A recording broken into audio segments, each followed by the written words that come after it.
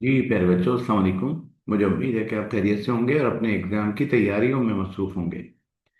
बच्चों, आज का मेरा ये जो वीडियो लेक्चर है, ये गवर्नमेंट आदमजी साइंस कॉलेज के प्रिलिमिनरी एग्जामिनेशन पर मुश्तमिल है, क्लास सेकंड ईयर के बच्चों के लिए।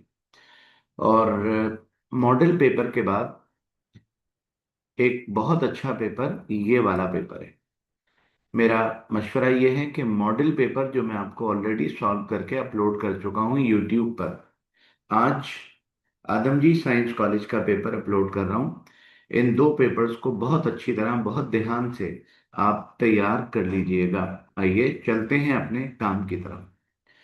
तो आप सभी जानते हैं कि हमारे पेपर में तीन सेक्शन होते हैं। और बच्चों, उन तीन सेक्शन में सबसे पहला सेक्शन एमसीक्यूज का है, जिस पर मैं आपसे बात करने जा रहा हूं। ठीक है बेटा। और जो बात मैं आपसे करने जा रहा हूं, अ, सबसे पहले हमारा section A, MCQ number one. Choose the correct answer for each from the given option. बच्चों, number one, alkali metal give yellow colour during a flame test. इनमें से कौन सा अल्कली मेटल है जो फ्लेम टेस्ट करने पर हमें येलो कलर देते हैं? आप अच्छी तरह जानते होंगे कि सोडियम वो अल्कली मेटल है जो हमें येलो फ्लेम देता है। ठीक है बेटा। बच्चों, the best oxidising agent among halogen. Oxidising agent उसको कहते हैं जो इलेक्ट्रॉन को निकालने की, इलेक्ट्रॉन को रिमूव करवाने की एबिलिटी रखता है। और इलेक्ट्रॉन को निकालने की एबिलिटी सबसे ज्यादा उसमें होती है जिसकी इलेक्ट्रोनेगेटिविटी सबसे ज्यादा हो। तो बच्चों, इन चारों में इलेक्ट्रोनेगेटिविटी फ्लोरीन की सबसे ज्यादा है, इसलिए सबसे बेस्ट ऑक्सीडाइजिंग एजेंट फ्लोरीन है। हाईली पैरामैग्नेटिक आयन, इनमें से हाईली पैरामैग्नेटिक आयन, पैरामैग्नेटिक उनको कहते हैं जिनमें अनपेयर्ड इलेक्ट्रॉन हो, और अनपेयर्ड इलेक्ट्रॉन जितने ज्यादा हो, पैरामैग्नेटिज्म उतना ही ज्यादा होता है। बच्चों, क्रोमियम +3 की बात करें तो इसमें अनपेयर्ड इलेक्ट्रॉन 3 है। अगर आयरन +3 की बात करें तो इसमें अनपेयर्ड इलेक्ट्रॉन 4 हैं। और आयरन आयरन +2 की बात करें अगर, तो इसमें अनपेयर्ड इलेक्ट्रॉन 3 है। कोबाल्ट का एटॉमिक नंबर 27 है। 27, 1s2 2s2 2p6 3s2 3p6 4s2 3d7, 3d7। तो अनपेयर्ड इलेक्ट्रॉन, बच्चों अनपेयर्ड इलेक्ट्रॉन कोबाल्ट 27 में 3 होंगे। और आयरन +2, आयरन का एटॉमिक नंबर 26, +2 का मतलब 4 इलेक्ट्रॉन। और आयरन +3 का मतलब 3 electron. Chromium atomic number 24, chromium atomic number 24। और 24 + 3 का मतलब है 22। तो अनपेयर्ड इलेक्ट्रॉन इसमें दो होंगे। अब जरा जल्दी से तलाश कीजिए कि अनपेयर्ड इलेक्ट्रॉन की तादाद, अनपेयर्ड इलेक्ट्रॉन की तादाद आयरन 25 की कॉन्फ़िगरेशन करें तो 1s2 2s2 2p6 3s2 3p6 4s2 3d5, 4s2 3d5। तो बच्चों, आप अगर रियलाइज करें तो अनपेयर्ड इलेक्ट्रॉन की तादाद बच्चों, अनपेयर्ड इलेक्ट्रॉन की तादाद आयरन+2 को देखा जाए तो 5 है, 5। Okay. 1s2, 2s2, 2p6, 3s2, 3p6, 4s2, 3d5। तो 4s2 निकाल दीजिए, 3d5 बाकी बचा। और 3d5 का मतलब डी ऑर्बिटल में 5 अनपेयर्ड इलेक्ट्रॉन। तो पैरामैग्नेटिज्म सबसे ज्यादा आयरन+2 में होगा। बच्चों, the element is not use for electroplating. Tin इस्तेमाल होता है टिन प्लेटिंग में, क्रोमियम इस्तेमाल होता है क्रोमियम प्लेटिंग में, जिंक इस्तेमाल होता है गैल्वनाइजेशन में। मैंगनीज वो मेटल है जो इलेक्ट्रोप्लेटिंग में इस्तेमाल नहीं होता। Urea was synthesised by Wohler from an inorganic material. Wohler ने यूरिया पहली बार इस्तेमाल किया और जिस मटेरियल से इस्तेमाल किया उसका नाम था ammonium cyanate.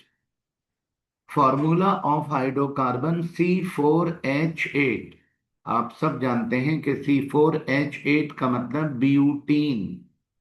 Formula of hydrocarbon C4H8 should be butane, butene, butyne. C4H8 का मतलब ब्यूटीन।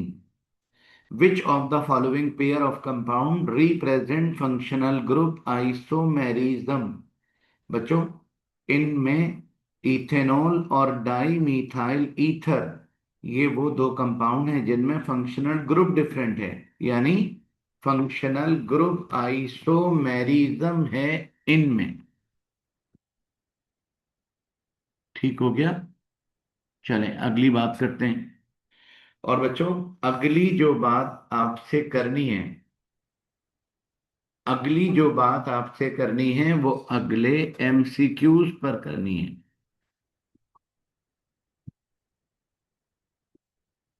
और बच्चों, अगला जो एमसीक्यूज है, which amine act as a base because. कौन सा amine, which amine act as a base because they accept proton. Proton accept करने वालों को बेस नहीं कहते। They donate OH, they donate OH, they accept OH, they donate H positive ion. तो बच्चों, they accept H positive आइन, ये H positive आइन को एक्सेप्ट करते हैं, इसलिए इनको बेस कहा जाता है। reagent used to oxidize ketone into carboxylic acid। Ketone को कार्बोक्सिलिक एसिड में कन्वर्ट करने के लिए जो ऑक्सीडाइजिंग एजेंट इस्तेमाल करते हैं उसका नाम है पोटेशियम डाइक्रोमेट। ठीक हो गया। अच्छा बच्चों, which of the following is not synthetic plastic. Nylon एक सिंथेटिक प्लास्टिक है, टेफ्लॉन सिंथेटिक प्लास्टिक है, पॉलीथीन सिंथेटिक प्लास्टिक है, सेलुलोज सिंथेटिक प्लास्टिक नहीं है। Drug that lower body temperature to normal, ऐसी ड्रग जो बॉडी टेम्परेचर को नॉर्मल कर देती है, एंटीपायरेटिक मेडिसिन कहलाती है। The region of sphere that extend from 11 kilometer to 50 kilometer from earth is known as stratosphere. Troposphere के ऊपर वाला region stratosphere. Which of the following is not synthetic polymer. गलती से बच्चों ये वाला एमसीक्यूज कॉलेज के पेपर में रिपीट हो गया है, तो सेलुलोज इसका आंसर है। Drug that lower body temperature, antipyretic, ये भी गलती से रिपीट हुआ है।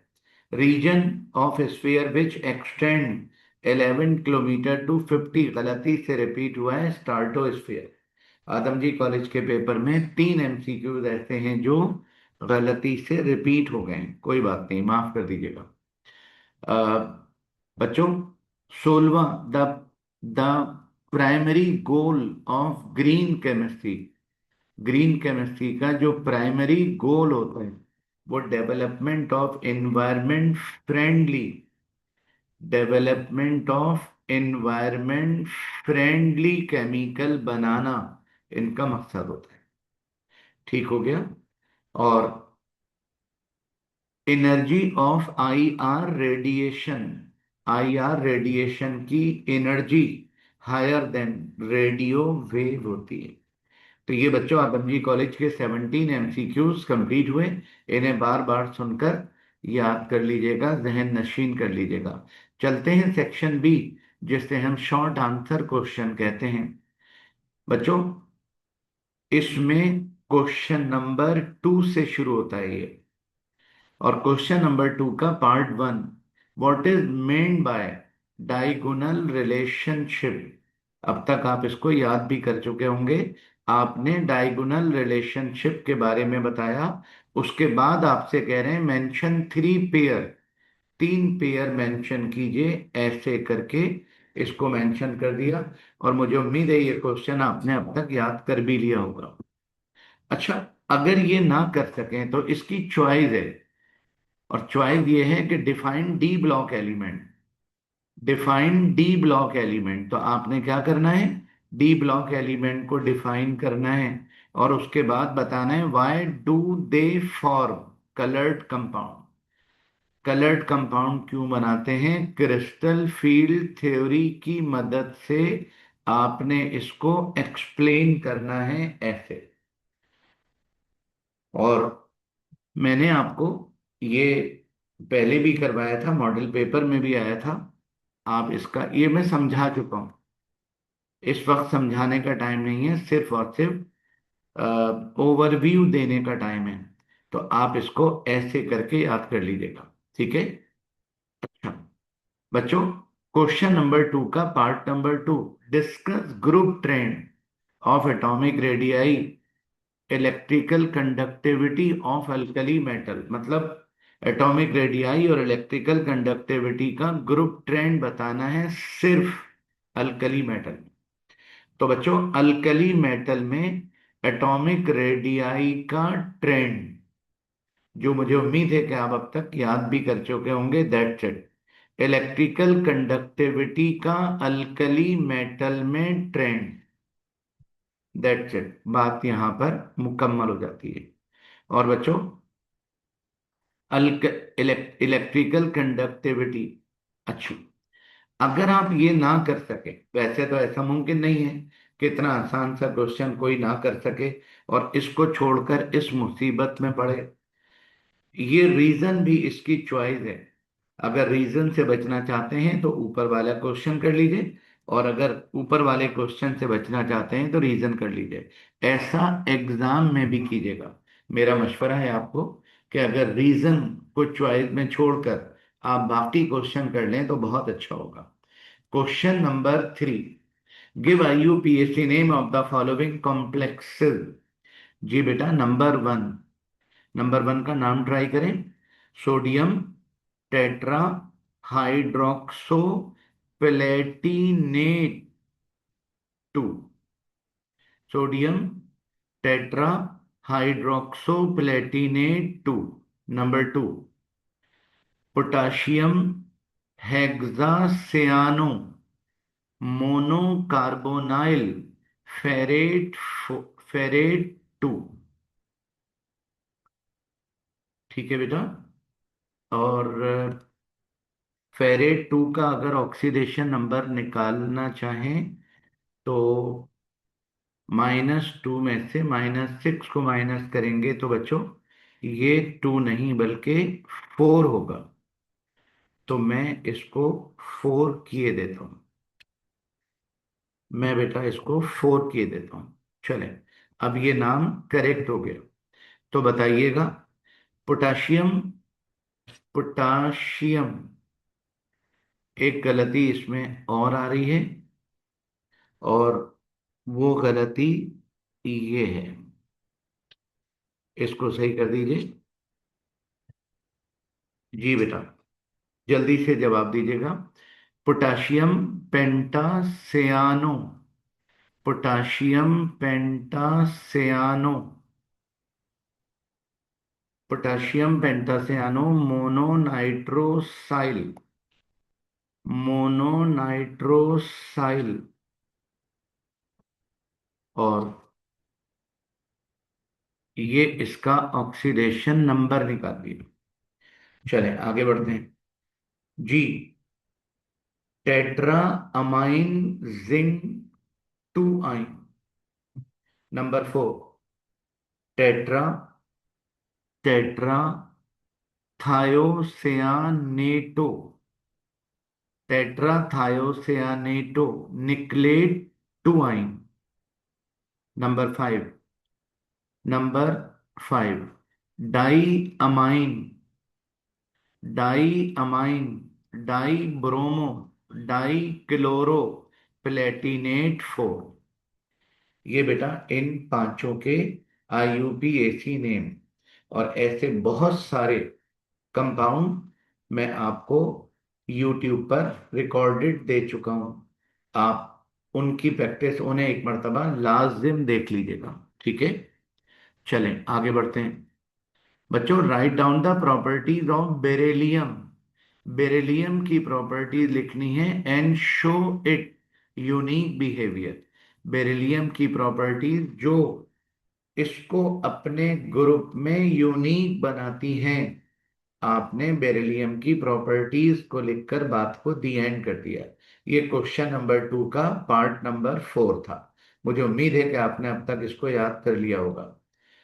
पार्ट नंबर ये बच्चों पार्ट नंबर 4 था। और इसके बाद क्वेश्चन नंबर 2 का part number 5। What information about structure of molecule we can get from mass spectroscopy? बच्चों ये रटने का क्वेश्चन है, मुझे उम्मीद है कि आपने रट लिया होगा। Chapter number 13। ओके, ये रहा question number 6। Define greenhouse gases. आपने ग्रीन हाउस गैसेस के बारे में बताना है। How greenhouse gases cause to global warming. Greenhouse gases global warming की वजह कैसे बनती हैं। ऐसे करके बेटा इसका जवाब स्क्रीनशॉट ले लीजिएगा और बस इतना ही याद कर लीजिएगा। ये हमारे क्वेश्चन नंबर 2 का पार्ट नंबर 6 था। Part number 7, right the name of 2 synthetic and 2 natural polymer. 2 synthetic और 2 नेचुरल पॉलीमर के सिर्फ नाम ही तो लिखने हैं। ठीक है बेटा, और अगर ये ना कर सके तो what is anti histamine drug. Anti histamine drug को एंटी एलर्जिक ड्रग भी कहते हैं। तो आपने एंटी हेस्टेमाइन ड्रग के बारे में लिखना है। और give symptom in which it is use. कौन सी बीमारियों में, कौन से सिम्टम्स में इनको इस्तेमाल करते हैं। इतना मामूली सा आंसर है, इसको इतना ही रखिएगा और ऐसे करके इसको स्क्रीनशॉट लेकर याद कर लीजिएगा। ठीक है बेटा, ये हमारे सेक्शन बी क्वेश्चन नंबर 2 का पार्ट नंबर 7 था। और यहां पर इनऑर्गेनिक पार्ट मुकम्मल हुआ। और बच्चों इसके बाद शुरू होता है ऑर्गेनिक। Define the following. एनी4, peptide bond, catenation, functional group, polymerisation, reforming. मुझे पूरी उम्मीद है आपसे और अपने अल्लाह से कि आपने अब तक इसको याद भी कर लिया होगा। अगर ये ना कर सकें खुदा ना खास्ता, तो डिफाइन बकी ball, explain its structure and right 2 properties. ये भी रटने का काम है, ये काम जरूर कर लीजिएगा, मॉडल पेपर में भी था। और बच्चों क्वेश्चन नंबर 9, ये ये इसी से मिलता जुलता एक क्वेश्चन मॉडल पेपर में भी था। ये और मॉडल पेपर वाला क्वेश्चन लाजमी कर लीजिएगा। आपको 2 कंपाउंड गिवन है, एक का नाम ए है और दूसरे का बी है। अच्छा, ए का फार्मूला C2H4 यानी इथीन, बी का फार्मूला C3H6 यानी प्रोपीन। ये गिवन।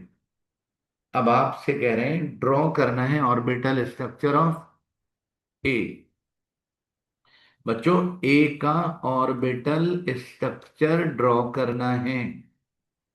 आपने ए का ऑर्बिटल स्ट्रक्चर ड्रॉ करना है, और इसके बाद बच्चों, इसके बाद हाइब्रिडाइजेशन बतानी है। अलग से हेडिंग बनाकर ये काम अलहदा से करना है। अलग से हेडिंग बनाकर आपने ये काम अलहदा से करना है। ठीक हो गया? अलग से हेडिंग बनाकर बच्चों ये काम आपसे आपने अलहदा से करना है। जी। अच्छा, ड्रॉ ऑर्बिटल हाइब्रिडाइजेशन करनी है ए की, और स्ट्रक्चर ड्रॉ करना है, हाइब्रिडाइजेशन बतानी है, बॉन्ड एंगल बताना है।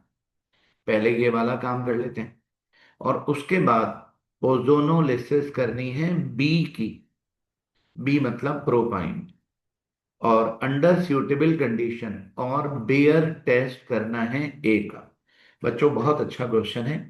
तकरीबन तकरीबन 90% इसी से मिलता जुलता क्वेश्चन हमारा मॉडल पेपर में भी है। आइए आइए, ड्रॉ ऑर्बिटल स्ट्रक्चर ऑफ ए। ए मतलब इथीन। मेरा बेटा ये वाला स्ट्रक्चर आप फर्स्ट ईयर से ड्रॉ करते हुए आ रहे हैं। आपने एक कार्बन की sp2 हाइब्रिडाइजेशन करी और सिग्मा बॉन्ड बना दिया। बाकी बचे दो दो sp2 जो हाइड्रोजन से ओवरलैप होकर चार सिग्मा बॉन्ड बन गए। बाकी बचा unhybridised P orbital, parallel overlapping हो गई और बन गया पाई बॉन्ड। ये बच्चों ए। ए मतलब इथीन का ऑर्बिटल स्ट्रक्चर हो गया। इसके बाद हमसे पूछ रहे हैं कि इसमें हाइब्रिडाइजेशन कौन सी हुई, तो हमने हाइब्रिडाइजेशन के बारे में बता दिया। ठीक है। फिर हमसे पूछ रहे हैं कि इस स्ट्रक्चर का बॉन्ड एंगल, तो बॉन्ड एंगल बता दिया। ये बेटा तीन पार्ट कंप्लीट हो गए। ये बच्चों हमारे इस क्वेश्चन के तीन पार्ट कंप्लीट हो गए। चौथा पार्ट बहुत शानदार है, और वो ये है, राइट ओजोनोलिसिस ऑफ बी। मगर एक बात मैं आपको बता दूं, बी मतलब प्रोपाइन। हमने प्रोपाइन की ओजोनोलिसिस थ्योरी में नहीं की। हमने प्रोपाइन की ओजोनोलिसिस थ्योरी में नहीं की। और हमने ओजोनोलिसिस जो की है बच्चों, हमने ओजोनोलिसिस जो की है वो एक ही करी है। ए मतलब इथीन। ये देखिए, एक मर्तबा देख लें, हालांकि इथीन की ओजोनोलिसिस पेपर में पूछी नहीं गई है। बच्चों पाई तो पाई, सिग्मा बॉन्ड भी ब्रेक हो गया। एक ऑक्सीजन, दूसरा ऑक्सीजन, तीसरा ऑक्सीजन, ये बन गया ओजोनाइड। जिंक की प्रेजेंस में जब करेंगे तो जिंक रिडक्शन कर देगा ऑक्सीजन को निकाल कर। बच्चों ऑक्सीजन को निकालकर जिंक बॉन्ड ब्रेक करेगा और बन जाएगा फॉर्मल्डिहाइड यानी मीथेनल। ये वो रिएक्शन है जो हमने थ्योरी में पढ़ा है, लेकिन हमसे जो पूछ रहे हैं वो ये है। हमसे प्रोपीन का पूछ रहे हैं। कोई बात नहीं, इथीन वाले को देखकर प्रोपीन वाला बिल्कुल एज इट इज बना दीजिए। ओजोनाइड बना। ओजोनाइड के अलावा एक बना फॉर्मेल्डिहाइड और एक बना इथेनल यानी एसिटल्डिहाइड। ठीक है बेटा। और बात कर रहे हैं आपसे बेयर टेस्ट पर। अब जरा मेरी बात सुन लीजिएगा। सबसे पहली बात कि ये बेयर टेस्ट है क्या। बच्चों दिस इज इथीन। अगर आप इथीन में अल्कलाइन के KMnO4 मिला दें, मतलब KMnO4 का सलूशन, KMnO4 का सलूशन, तो डेफिनेटली उसमें वाटर तो होगा, और ऑक्सीडाइजिंग एजेंट है तो KMnO4 तो ऑक्सीडाइजिंग एजेंट है तो नेसेंट ऑक्सीजन प्रोड्यूस होना लाजिम है। ठीक है बेटा, पता है क्या होगा? पाई बॉन्ड ब्रेक होगा और कार्बन की एक एक वैलेंसी फ्री हो जाएगी। अब मुझे बताइए, वाटर मॉलिक्यूल में, बच्चों वाटर मॉलिक्यूल में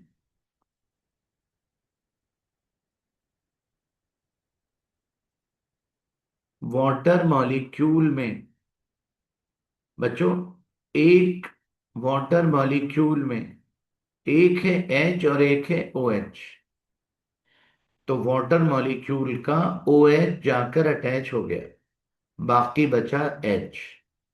तो एच ओ के साथ मिलकर वो भी ओ एच बन गया। ये बन गया 1,2 इथेन डाइओल यानी ethylene glycol. Ethene, when react with alkaline solution of KMnO4, it is oxidized to ethylene glycol। और बच्चों पता कैसे चलेगा? Bright purple color of KMnO4 disappear during this reaction। This is a simple test used to identify ethene। ये ethene का identification test है। और बच्चों इसी टेस्ट को हम कहते हैं बेयर टेस्ट। तो लाजमी कर लीजिएगा इसको। अच्छा, क्वेश्चन नंबर, इसका चॉइस दिया हुआ है।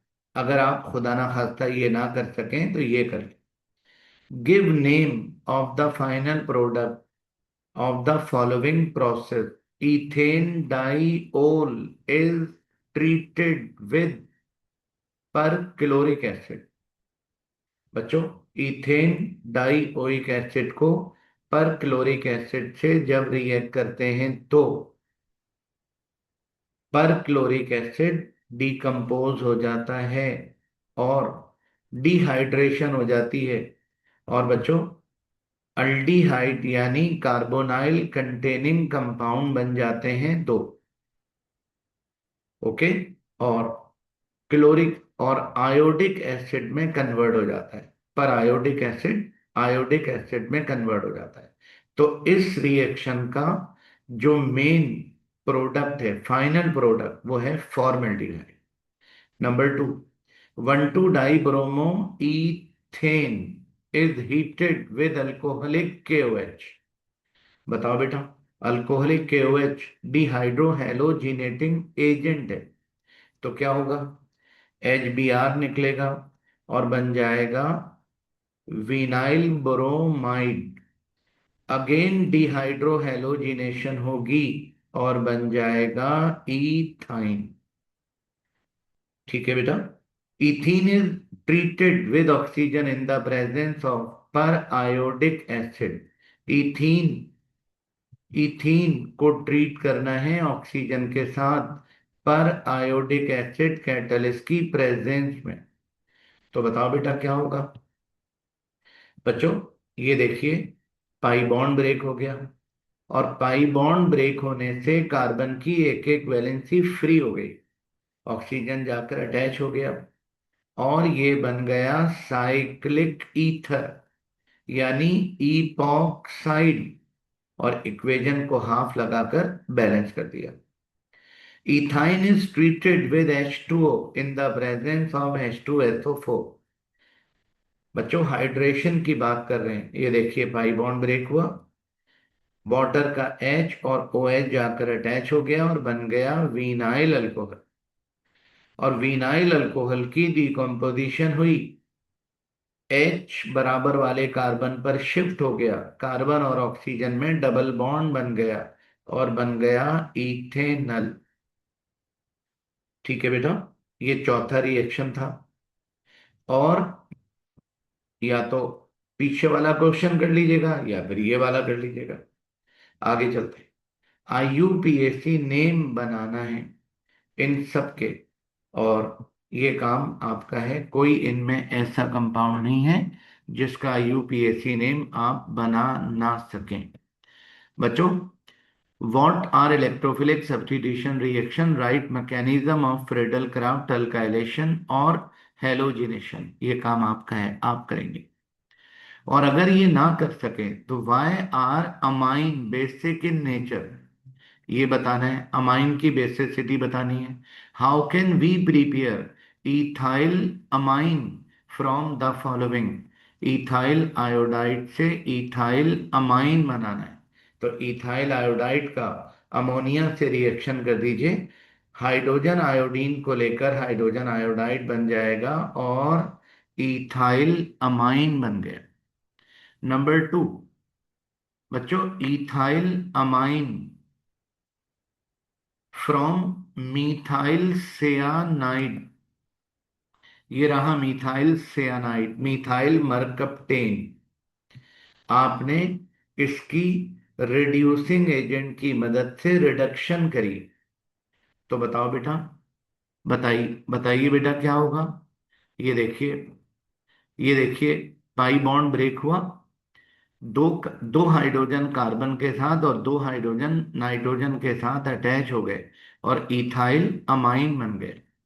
अब हमें बनाना है इथाइल अमाइन फ्रॉम इथेनमाइड, ये रहा इथेनमाइड, इथेनमाइड की रिडक्शन करी तो इथेन अमाइन बन गया। ठीक है बेटा, आप इस सवाल को इस तरह से कर लीजिएगा और लाजिम कर लीजिएगा। चलें आगे बढ़ते हैं। आइडेंटिफाई करना है अल्कोहल को। बच्चों, दुनिया का कोई भी अल्कोहल हो, अगर आप उसका सोडियम मेटल से रिएक्शन करें तो सोडियम अल्कोक्साइड बनेगा और हाइड्रोजन गैस हो जाएगी लिबरेट। ओके, अच्छा, add small piece of sodium metal in anhydrous alcohol, brisk effervescence indicating the release of hydrogen gas, the release of hydrogen gas confirm the presence of an alcohol। अगर brisk effervescence निकले, झाग उबलना शुरू हो जाए, तो समझ जाइएगा कि हाइड्रोजन गैस निकल रही है और हाइड्रोजन गैस निकलने का मतलब कंपाउंड अल्कोहल है। बात अगर फिनोल की करनी हो तो बच्चों, फिनोल का ब्राउन कलर के ब्रोमीन वाटर से रिएक्शन कर दीजिए, ये बन जाएगा ऑर्थोपैरा ट्राइब्रोमोफिनोल, और brown colour disappear during this reaction. Okay बेटा, this is a chemical test use to identify phenol. और अगर आपको अल्काइल हैलाइड आइडेंटिफाई करना है तो बच्चों, अल्काइल हैलाइड लीजिए, सिल्वर ऑक्साइड डालकर हीट करें, सिल्वर हैलोजन को निकाल कर ले जाएगा और बन जाएगा silver halide, precipitate of silver halide. अब आप रिएक्टेंट साइड पर देखें, दो अल्काइल और एक ऑक्सीजन बाकी बचा जो ईथर बन चुका है। ठीक है बेटा, तो प्रेसिपिटेट बनेंगे सिल्वर हैलाइड के।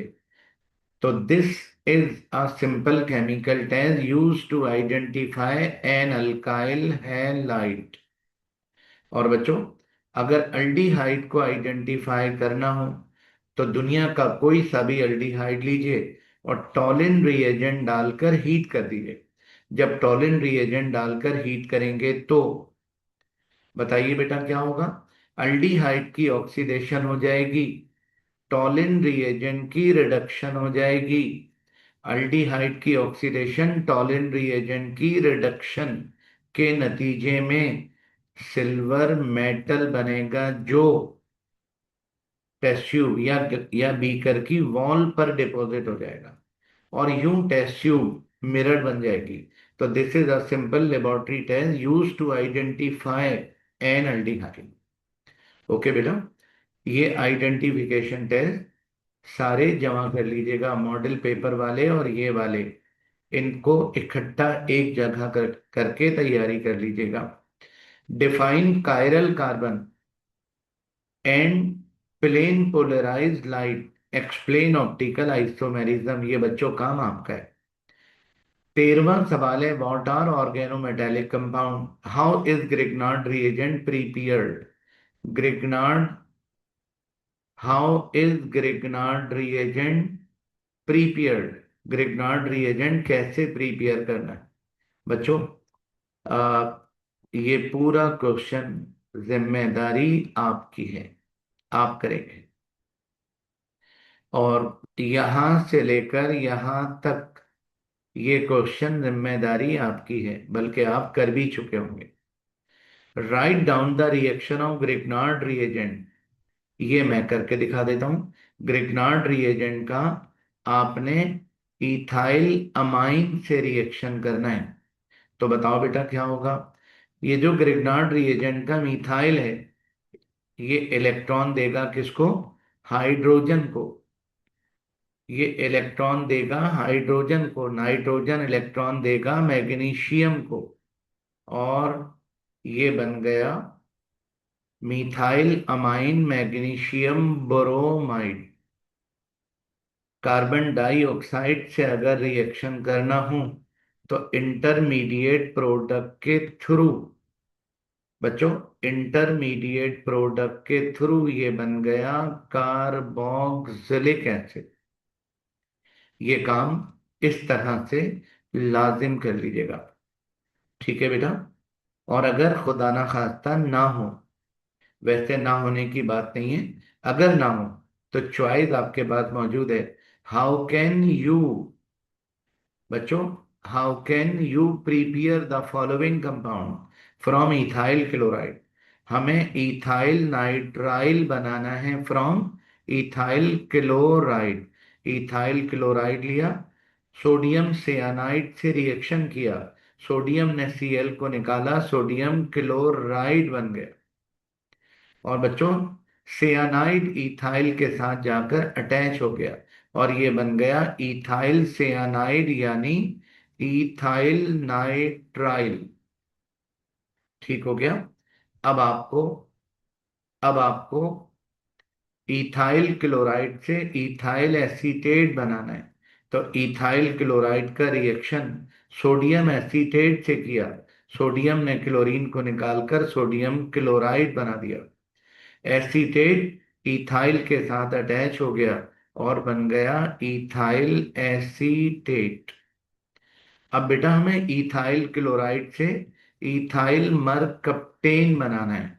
तो आपने इथाइल क्लोराइड लिया, सोडियम थायो सल्फाइड से रिएक्शन कर दिया, सोडियम ने क्लोरीन को निकालकर सोडियम क्लोराइड बना लिया और थायोसल्फाइड इथाइल के साथ अटैच हो गया और ये बन गया इथाइल मरकप्टेन, जिसको एलपीजी में मिलाते हैं बदबू पैदा करने के लिए। बच्चों, इथाइल क्लोराइड को डाई इथाइल ईथर बनाना है। तो इथाइल क्लोराइड का सोडियम इथॉक्साइड से रिएक्शन कीजिए, सोडियम क्लोरीन को निकालकर सोडियम क्लोराइड बना लेगा। इधर बचा इथाइल और इधर बचा इथॉक्सी, और यूं ये बन गया डाई इथाइल ईथर। इस तरह बेटा इस क्वेश्चन को लाजिम तैयार कीजिएगा। ठीक हो गया। अच्छा, name four derivative of carboxylic acid. Okay, right equation for the preparation of the following conversion carboxylic acid into acid anhydride.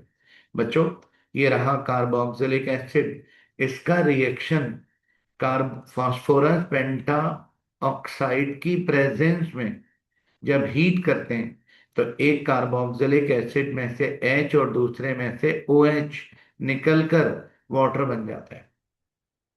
तो आप अगर इसको देखें तो मेरा बेटा ये जो बाकी बचा है ये है एसीटेट, और इधर बाकी बचा है एसेटाइल। तो एसेटाइल और एसीटेट ये दोनों मिलकर बन गया एसिटिक एनहाइड्राइड। ऐसे करके कर लीजिएगा। ठीक है बेटा। Alkyl nitrite into carboxylic acid.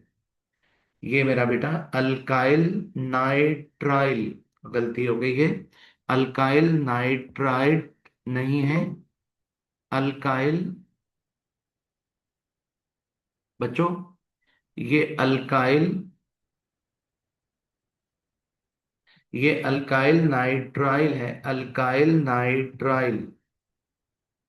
और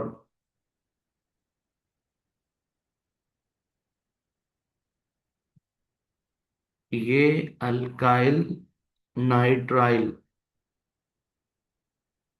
एल है। और यहां पर भी मैं सही कर देता हूं, ये भी बच्चों एल है। तो बात अब जो करनी है आपसे, बात जो आपसे अब करनी है, अल्काइल नाइट्राइल को कार्बोक्सिलिक एसिड में कन्वर्ट करना है। हाइड्रोलिसिस कर रहे हैं एसिडिक मीडियम में। बताओ बेटा, तीन हाइड्रोजन नाइट्रोजन लेकर चला जाएगा और बन जाएगा NH3। बाकी बचे तीन OH। तो तीन OH में से दो H और एक O, वाटर बन गया। जो बाकी बचा वो कार्बोक्सिलिक एसिड बना लेगा। और बच्चों, acidic acid into acetyl chloride, acetic acid को एसिटाइल क्लोराइड बनाने के लिए फास्फोरस ट्राइक्लोराइड से रिएक्शन किया। तो बताओ बेटा क्या होगा, फास्फोरस एसिड बनेगा और एसिटाइल क्लोराइड। ये देखिए इक्वेशन बैलेंस होगी। ठीक है बेटा, अगर ये अच्छा लगे तो इसको कर लीजिएगा ऐसे करके। और सेक्शन सी स्टार्ट होने जा रहा है बच्चों। ये सल्फ्यूरिक एसिड की प्रिपरेशन कॉन्टैक्ट प्रोसेस से करनी है। और right balance chemical equation of the following, sodium metal put into ethyl alcohol. Sodium metal को इथाइल अल्कोहल में डालते हैं तो सोडियम इथॉक्साइड बनता है और हाइड्रोजन गैस लिबरेट होती है। Copper is treated with concentrated nitric acid. Copper को नाइट्रिक एसिड से रिएक्ट करते हैं तो कॉपर की ऑक्सीडेशन हो जाती है, कॉपर नाइट्रेट बन जाता है। नाइट्रिक एसिड की रिडक्शन हो जाती है और नाइट्रोजन डाइऑक्साइड गैस बन जाती है। ठीक हो गया। Number 3, action of alkali on aluminium metal. Alkali का एल्युमिनियम मेटल से रिएक्शन करते हैं तो सोडियम एल्यूमिनेट बनता है, हाइड्रोजन गैस लिबरेट होती है। सिलिकॉन को स्टीम के साथ रिएक्ट करते हैं तो सिलिकॉन डाइऑक्साइड बनता है, हाइड्रोजन गैस लिबरेट होती है। ब्रोमीन को वाटर में से पास करते हैं तो हाइड्रोब्रोमिक एसिड और हाइपोब्रोमस एसिड यानी ब्रोमीन वाटर बनता है। और KMnO4 को फेरस सल्फेट से जब रिएक्ट करते हैं तो आयोनिक इक्वेशन बच्चों मॉडल पेपर में भी थी, ऐसे याद करना। और मैंगनीज को डाइल्यूट सल्फ्यूरिक एसिड से रिएक्ट करेंगे तो मैंगनीज सल्फेट बनेगा और हाइड्रोजन गैस लिबरेट। और पर manganate with oxalic acid, ionic equation मांग रहे हैं तो पर मैंगनेट आयन का ऑक्सैलिक एसिड से रिएक्शन ये होगा। मॉडल पेपर में भी मौजूद थी ये दोनों इक्वेशन, आप इन्हें बहुत अच्छा करके तैयार कर लीजिएगा। बच्चों, ये याद करने का काम है, मुझे उम्मीद है कि आपने कर लिया होगा। इसके बाद आपसे पूछ रहे हैं, आ, ये क्वेश्चन आपकी जिम्मेदारी है। What is meant by orientation, ये पूरा क्वेश्चन आपका, आपकी जिम्मेदारी है। और मुझे उम्मीद है ये आपने कर भी लिया होगा। इस वक्त ये चीजें समझाने का मौका नहीं है। Draw structure of the following organic molecule di isopropyl acetylene. Acetylene के एक तरफ आइसोप्रोपाइल, दूसरी तरफ आइसोप्रोपाइल। बच्चों, आपने देखा बीच में एसिटाइलिन है, दोनों तरफ आइसोप्रोपाइल। पी सेरीसोल, ये रहा CH3 और OH। इसको कहते हैं बच्चों, इसको कहते हैं पैरामीथाइल फिनोल यानी पी सेरीसोल। 1,2 इथेन डाई अल, इसको कहते हैं ग्लाई ऑक्सल।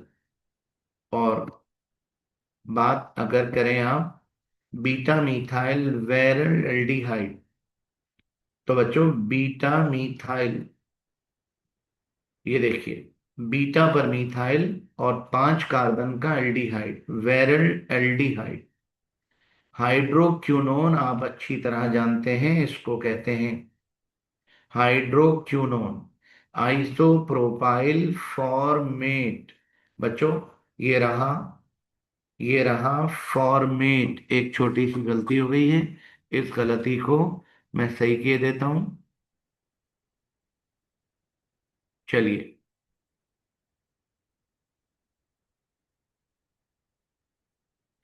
बच्चों, ये रहा आइसोब्यूटाइल फॉर्मेट। आइसोब्यूटाइल और फॉर्मेट। फॉर्मेट मतलब मीथेनोएट। टेरिफ्थैलिक एसिड, पैरा बेंजाइओइक एसिड को कहते हैं टेरिफ्थैलिक एसिड। और बच्चों, इथाइल न्यू पेंटाइल ईथर। एक तरफ इथाइल, एक तरफ न्यू पेंटाइल ईथर। कार्बन की जो वैलेंसियां बाकी हैं उनको हाइड्रोजन लगाकर पूरा कर दीजिएगा। इस तरह बच्चों आपका ये क्वेश्चन नंबर 7 कंप्लीट हुआ। और बात करूंगा, अगर खुदा ना खास्ता ये ना कर सके, ये आसान तरीन क्वेश्चन ना कर सके, तो चॉइस इसकी ये है, propane into propanol, propanol into propanone. Propanone की बच्चों ये है प्रोपाइल अल्कोहल यानी प्रोपेनोल। प्रोपेनोल की आपने ऑक्सीडेशन करी, ये देखिए ऑक्सीडेशन हो गई और बन गया प्रोपेनोन। ठीक है। एसिड अल्डिहाइड इंटू ईथेन, ये रहा एसिड अल्डिहाइड। आपने करना ये है, जिंक अमलगम डालकर आपने इसकी करनी है रिडक्शन। बताओ बेटा क्या होगा। दो हाइड्रोजन ऑक्सीजन को लेकर निकल गए और H2O बन गया। कार्बन की बच्चों, कार्बन की वैलेंसीज फ्री हो गई और हाइड्रोजन आकर अटैच हो गया और बन गया ethane. Carbolic acid into picric acid, ये रहा कार्बोलिक एसिड। कार्बोलिक एसिड की नाइट्रेशन करी और ये बन गया ऑर्थोपैरा ट्राइब्रोमोफिनॉल यानी पिक्रिक एसिड। और बच्चों, इथाइलिन ग्लाइकोल की जब आपने पर आयोडिक एसिड से रिएक्शन किया तो बन गया फॉर्मल्डिहाइड। और पर आयोडिक एसिड आयोडिक एसिड में कन्वर्ट हो गए। ठीक है बच्चों, इसकी भी चॉइस है। और एसिडिक एसिड इंटू इथेनॉल, उसी क्वेश्चन का पांचवा रिएक्शन। चार ही हो गए, पांचवा reaction. Acidic acid into ethanol, acidic acid की रिडक्शन करी रिड्यूसिंग एजेंट की प्रेजेंस में, और बच्चों ये कन्वर्ट हो गया इनटू इथेनॉल। ठीक है। टॉलुविन की ऑक्सीडेशन करी तो toluene convert into benzoic acid.